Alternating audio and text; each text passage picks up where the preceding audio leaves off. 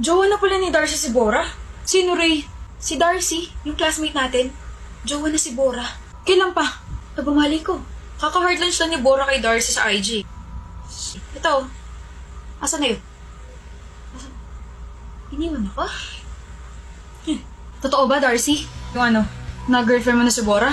Oo, 4 months ago pa. Bakit di mo sa akin sinabi? Kailangan ba? Classmate mo ako eh. I mean, hindi naman tayo close, pero syempre kailangan ko pa rin malaman, di ba? Ikaw na nagsabi na hindi tayo close, so I don't see any point of sharing my private life with you.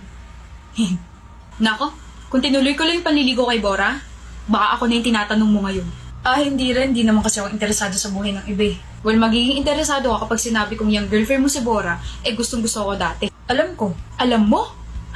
Alam mo rin ba na palagi niya akong pinupuntahan sa classroom dati para lang tanawin ako?